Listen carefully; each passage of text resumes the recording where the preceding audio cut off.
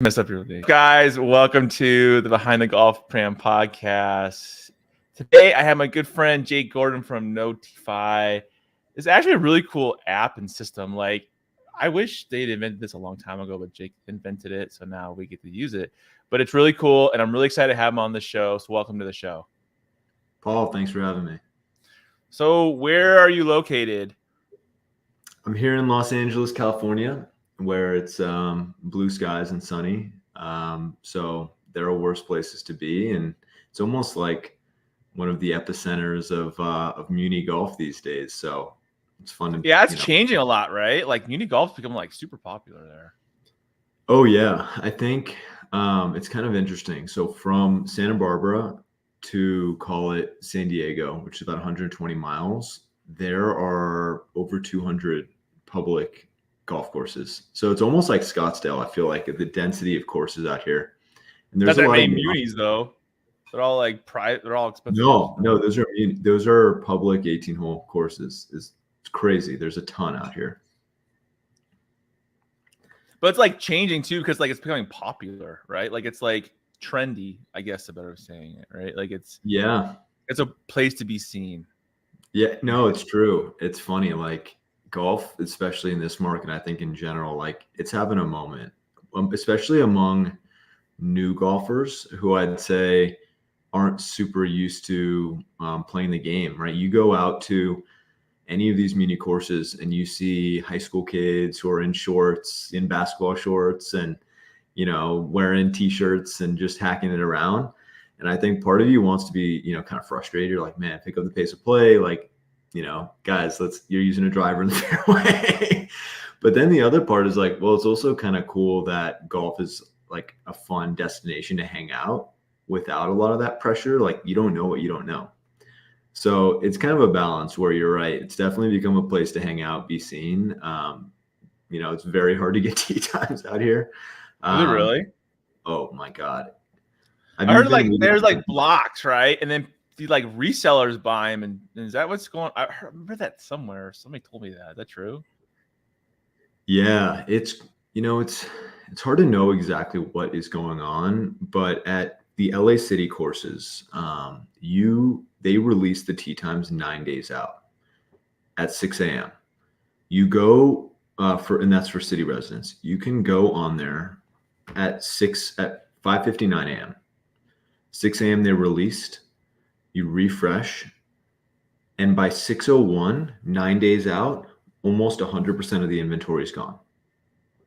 See, there has to be some kind of like it's bot or something that's like, it has to be, dude. It has to be like someone's figured out a way of like locking that in. It's almost like concert tickets. It's like it's like they're all gone. It's really like that. So what's interesting, I don't actually think it's bots that are buying them up, because if you go through the process, you have to hit a CAPTCHA, you have to put in. Bro, there's as well as I do, there's ways around CAPTCHA. So you would, I know there's some bots, but like when you talk to the operators, what's happening is it's actually brute force. So I've heard that there are rooms of people, who literally right at 5:59, they all buy up as much inventory as possible. And then one reseller actually moves a lot of that inventory through like WhatsApp groups. Honestly, like they'll buy every salary. Like really basic, like not even. That's what I'm saying. No, that's what I'm saying. Like people think, oh my God, there are these unbelievably sophisticated bots that have figured out how to buy every single tee time. And I'm like, when you talk to the guys, they get 30,000 hits on the site at that minute. And then it dies, and there's no more for it for the next day. No, everything's zapped up. But actually, so I was one of those guys at 5:59 a.m. hitting a refresh, trying to find tee times 9 days out. So Thursday for the following Saturday. And it was almost impossible. But what would always happen without fail is there's a 24-hour cancellation policy where you'll get fined $10 a head if you cancel inside 24 hours. So without fail, at 25 hours out before the tee time, Friday mornings, a bunch of inventory comes online. a bunch in prime time.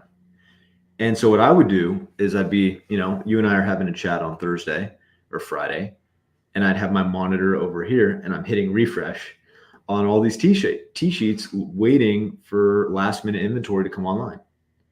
And without fail, because I was a tea time guy for my group of friends, without fail, I'd always get a great tea time. And then I'd tell the buddies, we're playing, here's where we're playing, 10 a.m., whatever. It was a brute force mechanism with very little sophistication.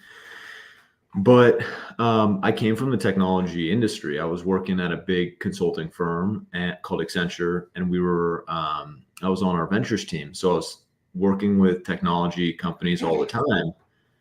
And I think one day, actually, I don't know if it was YouTube. When you go on YouTube and you follow someone, I'm sure like if I followed you, I get an alert that says, hey, Paul just went live with Behind the Brand. Notifications. Yeah, click the bell. I was like, okay, click the bell, get an alert when the creator you want comes online.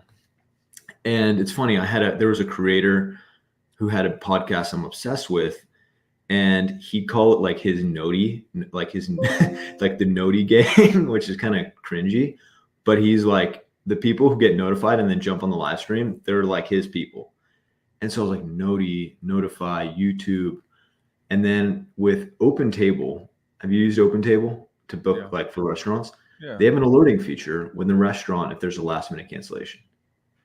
So the vision was like, if I can combine all these things for golf, that would save me a lot of time. I'd play more and it would make my life easier. So that was long-winded, but as an LA so you started native, Notify?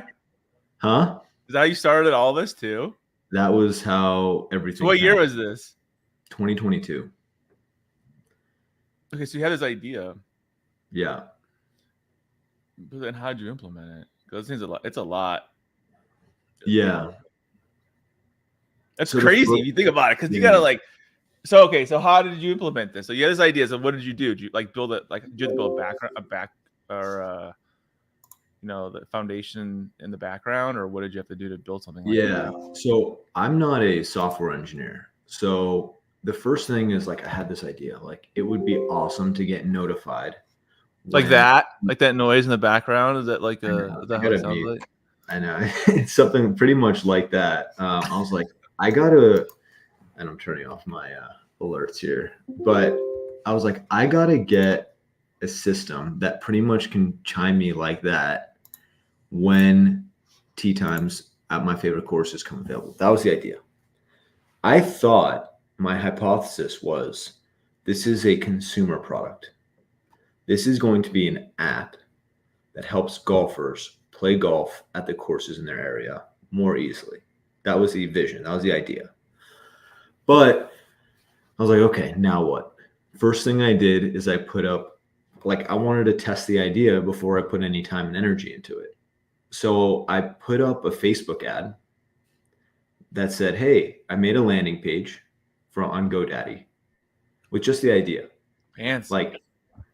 Literally, it took 20 minutes or less to take a GoDaddy template and just say, it's hard finding tee times. It sucks finding tee times. We've built a better way. Be the first to find out. Put that landing page. It took 15 minutes. And then I was like, okay, I'd love to test this idea. So I had a created a Facebook ad with the idea and just put it out there to Southern California. And amazingly, thousands of people started signing up. Like the Facebook ad was converting like everyone's pissed off because they can't get a freaking tea time. It's all literally people were pissed off about the availability, and they, were looking for solutions. I hit a pain point. I was like, okay, what I've validated. Yeah. So now you found the pain point, right? Which is the same pain point you had. Now you know it's for everybody. And then now how do you monetize it? So the next step was one of those people who had signed up reached out to me and said, hey, I'm a senior software engineer at Microsoft. I've been in the, building technology for 10 years. I'm obsessed with golf. I have this problem. Let me know if I can help. And it was honestly almost like the heavens opened up and just dropped the perfect partner right on my lap because his name is Dathan. We were like, I said, okay, cool. Let's go play around of golf. And we got let me together. check you out. Let's date before we get married. We were dating before we got married for sure. Yeah, you have to date. We started dating pretty much because, okay, we got out there. We played at a Muni on like a Thursday afternoon, and we just walked the course and got to know each other. And we had great chemistry. We're very buy different. you drinks. Yeah, I picked up the round. I bought the round, but $17 afternoon, walking fee. And what was great is just we were super different, but kind of aligned with our entrepreneurial passion, interest. And the most important thing was that we were obsessed with this problem. Like, if I was to go build a, healthcare AI company, there's just no way I could jump out of bed every day and like be fired up to go kick down a brick wall and do this. But when I love golf, I love solving this tee time problem. And Dathan was exactly the same. The difference was he was a software engineer. So he was a builder. And my background was in helping take startups to market. So we had this great synergy. I was like, all right, I guess I have to figure out if I actually know what I'm doing. Yeah. And, over the next 6 months, pretty much we built a working, minimally viable product, an MVP. And this MVP, you could put in your course, you can put in your parameters, days, times, players, and it'll start to ping you when there's availability, right? So it was a working, minimally version of what we wanted. But then I was like, okay, well, what are we? What's the business, right? Is this a consumer business? Are people going to download an app, or like what is Yeah, this? because everybody gets tired of apps nowadays. I feel like it's like that was Right. cool like 10 years ago. Now it's like, oh, dude, another app. I don't want to do Another app, right? So for us, we were like, you know what? And also just my skills, my interest, like there's consumer and then there's B2B as two business models. Consumer is like Instagram, Uber, Amazon, Airbnb. Those are consumer software companies. And then you've got B2B, which is like Salesforce, HubSpot, like all of these B2B companies. So I was like, my instinct's much more B2B. Let's take Noteefy and bring it to the courses. And if we can help courses fill last minute cancellations by pinging their golfers when there's an inventory based on their preferences, we will have just achieved the same thing for the golfer, right? Paul found his tee time at Ken from McDonald. the source, right? The actual source. Correct. So Paul found his tee time at Ken McDonald on Saturday morning when it opened on Friday night. Why do people play Ken McDonald for? Now that I think I'm like, you can play like any course. Like, all right, ready? That's where I play at a lot. I'm just joking around. Paul wanted to play at Weekopa on Saturday morning because he's rolling. It's expensive. I don't want to play there. I'll play at McDonald's. Yeah, you're rolling it. And so our whole thing is, our technology where we ended up going was, okay, let's license this to the course. White label the technology, meaning it will look and feel like Ken McDonald. It will look and feel like TPC Scottsdale. It will look and feel like Weekopa. But the functionality of the technology is connecting the golfer with the inventory in real time when it opens. So Paul can say, I want to play Saturday morning at Kenny Mac. Or any course, like whatever course they want to play at, and be like, okay. Any course that has signed up for us. So the course is our customer, the golfer is the user. And so the course pays a software subscription. They bring our software to their customers. Next thing you know, they're driving on the website. They already go on the website because they want to book a time. Direct on their website. Exactly. So that's how it works. Yeah, solve that problem of having to like be another competitor. That's smart. Exactly. We don't see ourselves as like a Golf Now competitor. We don't see what we are. You don't want to be like you care less. You don't want to. We're not in the consumer software. You're on the booking system. You don't want to be a booker. You just want to be a tool. We don't even want to be a tee sheet. We just want to be. It's data. Helpful. Yeah, you want to be the link between the two. We want to be the helpful assistant for the course and the golfer to make them play more with less effort. That's what we try to do. So then how does it work? So is it like, so do you, I'm assuming it probably is like a landing page system that you guys control, right? Or something like that. I'm assuming like the data, like it's not like on individual sites. Like they probably have a link that goes back to you guys, which is the brain, right? Kind of. So you go to TPC Scottsdale right now, or you go to KenMac, or you go to WeCoPA, or you go to any of the hundreds of courses that use our system. You look at their T sheet and you don't see the tee time you're looking for. Yeah, which happens all the time, right? It's like, oh, 2:30 on a Tuesday afternoon. Oh, great. Okay, Exactly. well, it's be 400 degrees outside, so I don't want to Exactly. So instead, you now say, I'm looking to play between 6 a.m. and 8 a.m. Notify me when it comes available. Submit. That's all you have to do. You go about your life. So it's on the T sheet page then? Exactly. That's where we live. We are integrated into the existing booking. So you're a box, like you're a box somewhere on the page that exactly. Yeah, we're notify me when this changes. Exactly. We're a link. We're a widget that lives right on the course's existing site that powers the system.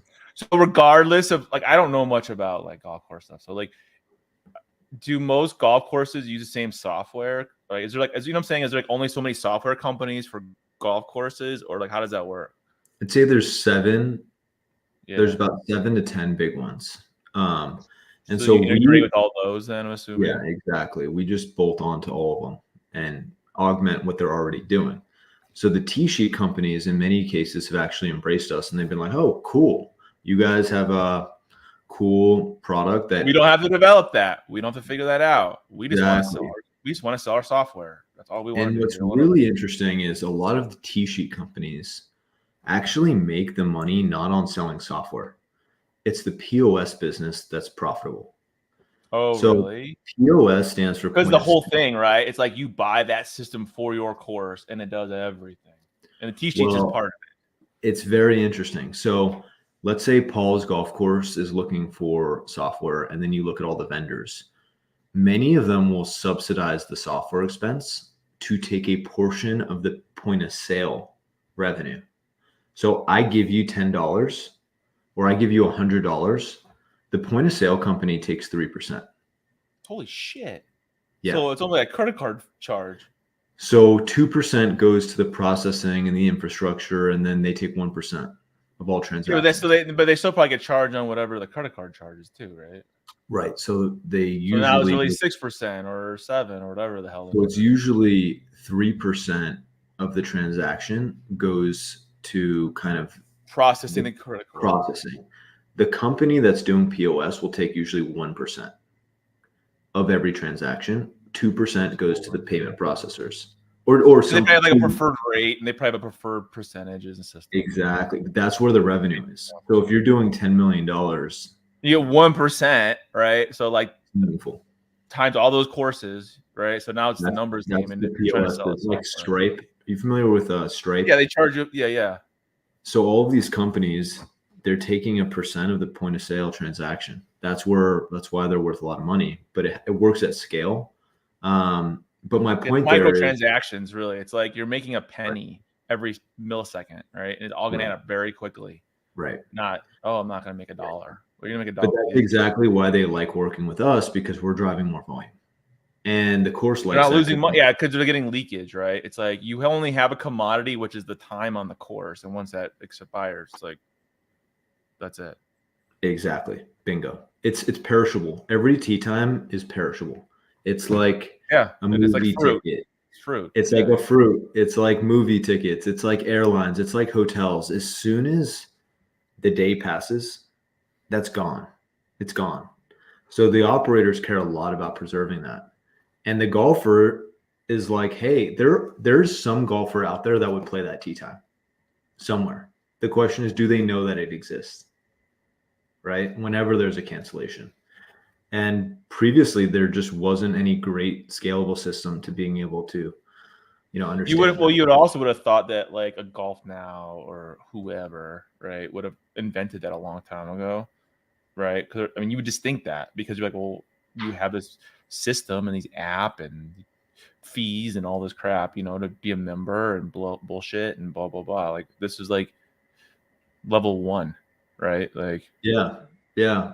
I was surprised it didn't exist, but then we've spent now 2 years and hundreds of thousands of hours of software engineering. We built up our team now at 15, and most of that is engineering, building this great one product, right? So, we filed a patent on it, and like we now have this great system that we can use to kind of scale. And all of our engineering is in house, and everything we're doing is, just sharpening this axe, right? We don't want to be every single. We don't want to you be. don't want to be competitive with all those people. You just want to be your system. That's what we have. And you want to be the best at that, so that like they're not going to go and make their own because you already have it. Or if they make their own, you're going to sue their ass because you guys have the patent. We want to be a good steward in the market, right? Like one thing and all of this is new to me. I didn't play golf until 4 years ago. I never played golf until COVID. I fell in love with the game, and my background is in technology. So I just have a fresh pair of eyes on a lot of this. I'm learning. And a lot of, the point you're problem solving too. Like you're seeing like, why is it like that? That doesn't make sense. Right. So a tee sheet, like a golf course, picks a tee sheet point of sale software company who, whether that's easy, Golf Now has a full stack, Lightspeed, 4Up, there's new companies like called 10-4, there's Sagacity, there's all of these software companies. They have to do, in many cases, like 70 products just to turn the lights on for a golf course. They have to do the tee sheet. They have to do the point of sale. They have to do email marketing. In many cases, they have a mobile app. There is a laundry list of just basic criteria that a tee sheet what's so funny too is that most people will just call the golf course and be like, hey, I want to book a time. Right. I want to play. Like, oh yeah, sorry, we have these times available. But like you gotta train the public, you gotta train the older generation that this is a better way of doing it because they can just not have to worry about it and plug it in and they're good to go. Instead of calling in. My dad calls all the time. Right. But calling, Dad. Well, what's unbelievable? So we have some courses in like Palm Beach, and we see the age demographics of the people using the product. The number one age demographic over there is 75 years old using our system. Number one. It's crazy. Like people, it's been the biggest surprise, I would say, of launching the system is how the average age of the users are between 50 and 70 years old of Noteefy. That's awesome. Yeah, because they don't want to call. Nobody wants to call. Nobody wants to talk to anybody. Do you want to call? I don't want to call a golf course and like have some dumbass conversation for a minute to find out I can't get the time I want. Exactly. So then when did you get your first client, or how'd you get that? So it's actually a pretty funny story. So being in LA, there's a municipal course out here called Simi Hills. It's super popular. They do like 85,000 rounds a year. It's crazy amount of rounds, but it's a great golf course. Just really fun layout. A really nice muni. Yeah. It's like really nice muni priced at like $70. It's super, you can walk it. It's in the mountains. It's got elevation. It's got interesting hole layouts. There's trees. There's, like nestled par threes that are, at huge elevation differences. It's just a blast. And it's super hard to get a tee time. Sure. So this was one of these courses where I'm smashing refresh. And one day when I had the idea, I picked up the phone and I called up Brian, the GM, and I said, hey, this is Jake. I play your course all the time. Huge fan. Cool. How can I help? Quick question for you. Really hard to find tee times. Yeah. What else is new? But cancellations always occur. What if there was a way to get notified when a cancellation occurred at the last minute at your course? Would you be interested in that? He's like, yeah, does that exist? That sounds cool. I said, no, it's an idea. And he said, okay, call me when it's ready. So I call him back 3-4 months later when we had an initial version. I showed it to him. He's like, dude, this is pretty cool. We'll try it. And so there's no downside, right? Like, I mean, he rolled it out. It was our first course, And then from there, it parlayed.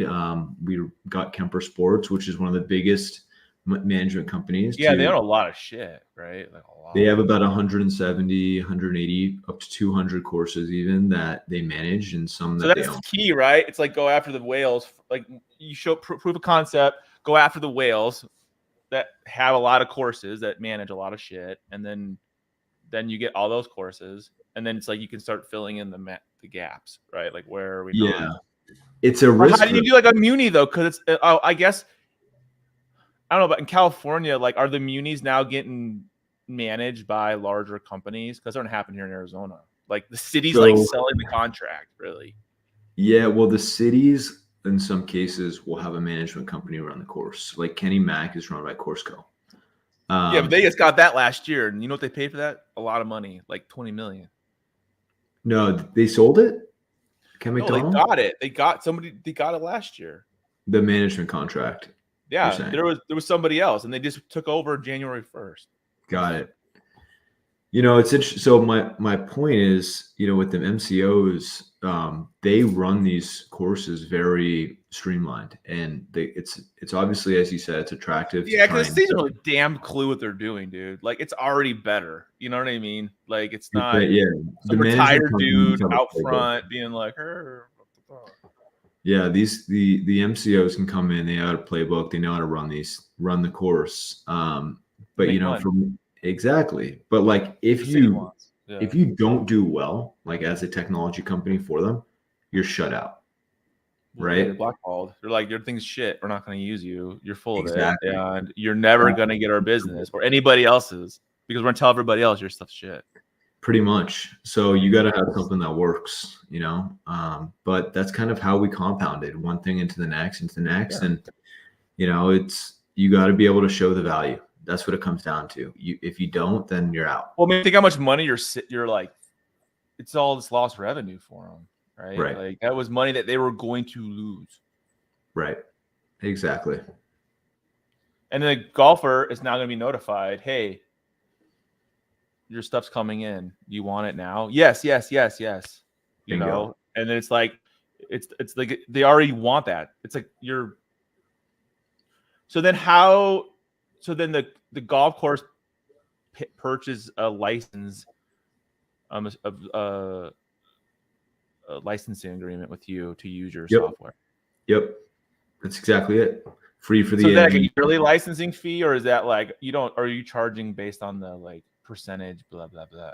It's just a yearly licensing fee. That's smart. So makes it easy because you're like, okay, not all like convoluted and being like, well, you only sold 14 blah blah blahs. Exactly. Easy. That's exactly it. Which makes it even easier to sell later on. You know, but the courses want to know, like, okay, that's great that you drove $200,000. I don't want to necessarily pay now 10%. Yeah, I won't be 20 grand for that. Like, right. It's very easy when it's fixed price to know the ROI. It's black and white for you too, because you know they're buying it for the year or however long they're buying it for. You know that money's coming in. They have to pay for it. Move on. Not like, oh, I got to chase my money down. Where's my percentage? Exactly. Smart. So that's kind of been the playbook, and we just keep making the thing better every single day. How many courses do you have right now? 350. That's a lot of courses. Yeah. Where's the biggest market at for you? California? You know, you'd think, but there have been some hotspots. So DC, we have over 30 courses in DC.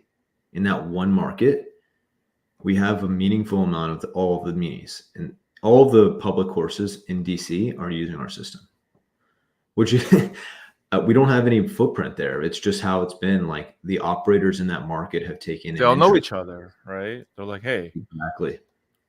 New York Metro, we have a ton of courses. You know, in California we do, but you know, there's some hotspots like Chicago, Florida, in NorCal. We have in Sacramento. Like it's been in we have 10 courses. So do you have like a sales team that has to go around, or do you have to go around and talk to these people?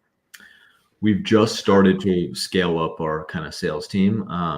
But for the first year or so, it was just word of mouth. Kind of me, just me helping out, chasing people down, calling them? Little bit. Yeah, mostly, as I said, like going through a lot of the building relationships with the multi-course operators, going slow with them to prove it out before adding another. Yeah, and fix whatever issues, and so like and making them happy. So then you're like, okay, we're not selling a product that has problems, multiplied by 350. It's only by 100 Right. or whatever.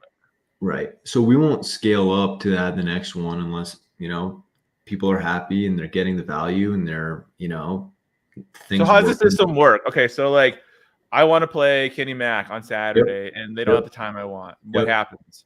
It literally, there's a link on their tee sheet that says, didn't see the tee time you're looking for, add your preferences here. I want to play Saturday morning, not only this Saturday, every Saturday for the rest of the year between 7 and 10 a.m. for my foursome. Notify. Then we start pinging you. Paul, so is it like email or is it by phone or by text? Both. Email and text. So you can choose, or is it both automatically? You can choose. And then you just get a freaking notification. Hey, dumbass, come play golf. Right? And then they can decide. If they don't want to, that's fine, because there could be 300 other people that want to be notified. Right. So now it's just first come, first serve. Yep. But then, okay, so let's say I get the notification. Then what happens? I have to go online, or I just call the course, or what do people do? You click a link, which redirects you back to the course on the exact day you're looking for. And then it's on you. Does it show like the whole freaking like cheat sheet, or just the time you want and you can continue to like purchase? So you put in a tee time range. We'll drop you on the right day you asked for. And then it's on you to book the tee time. Oh, you pay? Okay, that's smart, because they're like, oh, I actually want 840, not 820. Exactly. And you just want to get them back on the tee sheet page of the day that they wanted. Correct. So what happens? So on the back end, then, let's say I canceled my time. Yep. Right? I'm assuming that's how it works. Yep. Then the tee sheet changes because it got canceled. Yep. And then it goes right back on the screen, and then but in the back end, your system already picks it up, like, okay, it's changed, and then it goes and it goes out at the same time. Pretty much. So it's like first come, first serve, but you're giving the notification to whoever signed up for Noteefy. Similar, yeah. Yeah. And behind the scenes, a lot of the sophistication is knowing who wanted what tee time, when they wanted it. Like, there's a mountain of parameters that Paul wanted, right? Database.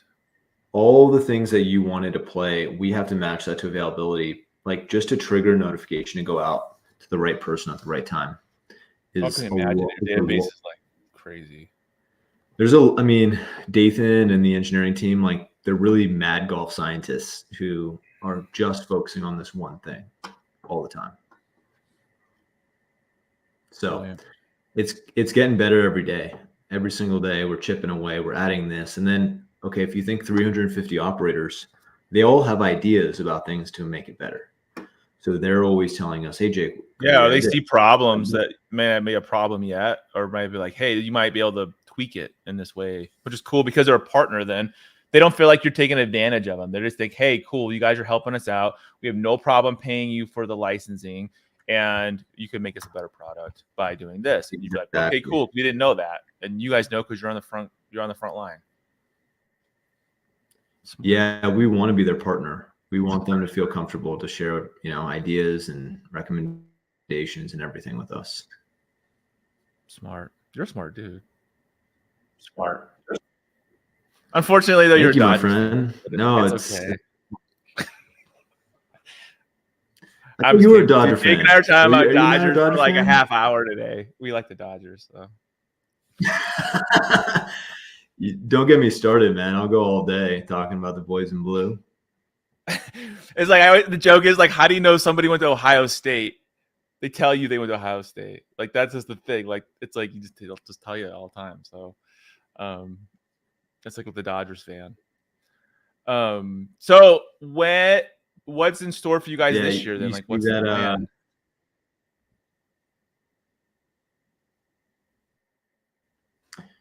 So the plan right now is for us to just stay heads down and get better every single day. We're just trying to maximize our impact of Noteefy in the market right now. So like 350 golf courses, that's great. We think that there's a lot more courses than that who have the. Dude, bro, this is like a worldwide product. So that's the first step.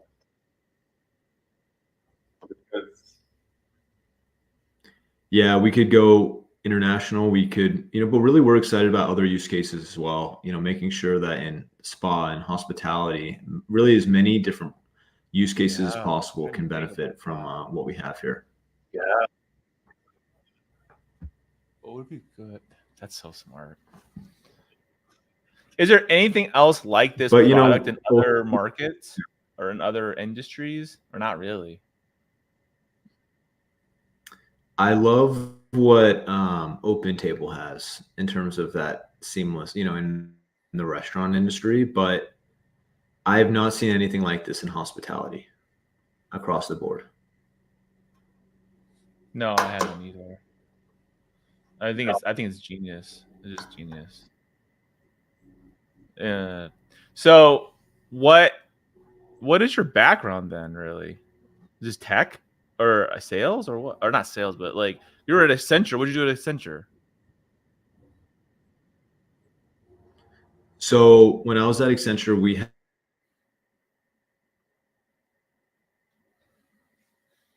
had a stage emerging technology, and everything we would do is try and figure out how we can take cool startups to our big clients, solve problems, these deals, and get in front of their AI or their cloud or their digital health or their cyber solution and get it in front of the customers. Learn a ton about how to take startups to market. That's just what I did every single day.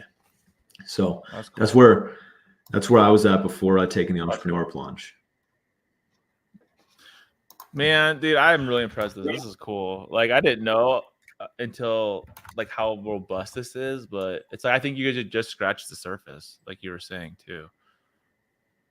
Yeah, I appreciate it. It's a lot of fun. We feel like kids in a candy shop right now, doing what we're doing, and we're fired up, man. I think the best is yet to come. Yeah. Well, where can people find you? So if you're a golfer, you can come to our website called Noteefy, Noteefy.app. And we have a segment on our site, which is all of our courses. And we'd love for you to go support one of our course partners if you're a golfer, or go knock on the GM's door and say, hey, why don't you guys have Noteefy? And if you're an operator, Jake will give you a free t-shirt. Yeah, we'll hook you up. And then if you're an operator, we'd love to chat about how we can help your course. Well, that's cool, man. I'm really impressed. This is actually really cool. So smart. It's like you find that little thing, right, that like needs to be fixed, and that's all about entrepreneurship, right? And like, how do you? I don't know. Like, you don't have to be like Jake sucks at golf. I mean, he only played for 4 years. I do. This dude already figured out like the problem is play golf for like the beginning of time. So thankfully the technology works better than my golf game because it needs a lot of help, man. I'm fighting to break 90 out there. That's my I'm hunting bogey golf. Hey, we all are, dude. That's just normal. But well, thank you for being on the show today. You guys had to check out Noteefy. I'm really impressed. There's very few times where I'm impressed with like software and golf, and I'm like, dude, this thing's smart. I think you're just scratching the surface as where you guys can actually use it. So thank you for being on the show, and I will see you guys in the next episode. Thanks, Paul.